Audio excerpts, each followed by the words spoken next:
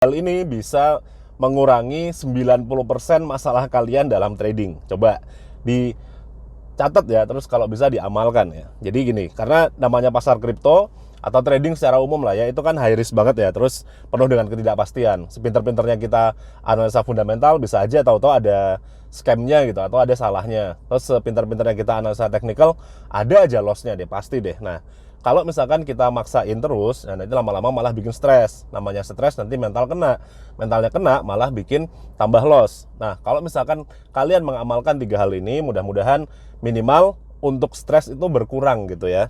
Yang pertama, kita harus respect sama yang namanya risk ya. Jadi resiko itu harus dihormati oleh kita. Maksudnya gimana ya?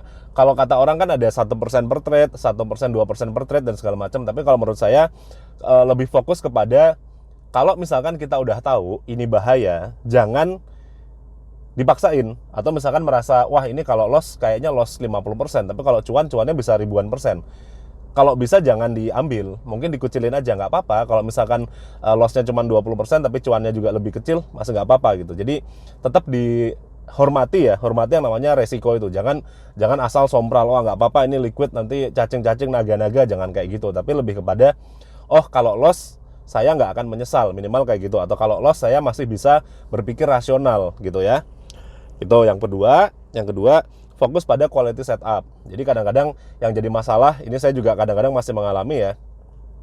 Misalkan ada chart gitu ya, ada setup yang kelihatannya bagus tapi nggak bagus-bagus amat, kadang kita maksain, atau kita udah ketinggalan kita maksain masuk gitu. Jangan seperti itu. Ya nggak masalah sih kalau misalkan kita ketinggalan, besok pasti ada setup lagi, besok pasti ada sinyal lagi.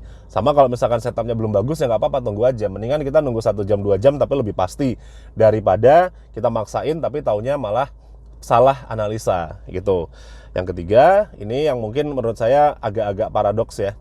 Jadi jangan ganti-ganti metode. Misalkan kita belajar cara trading menggunakan chart pattern, terus dipakai taunya salah, terus kita ganti jadi pakai indikator, taunya salah, kita ganti pakai Elliott wave, taunya salah.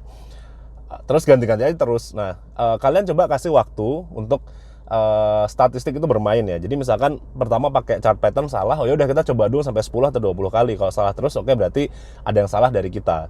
Tapi kalau dari 10 atau 20 kali ternyata 5 kali salah, 15 kali benar, berarti secara statistik itu masih legit dong metodenya gitu ya. Jadi kalau udah ada strategi yang teruji secara statistik bagus, jangan asal diganti. Kita harus stick to the plan-nya seperti itu ya. Mudah-mudahan bermanfaat buat tradingnya.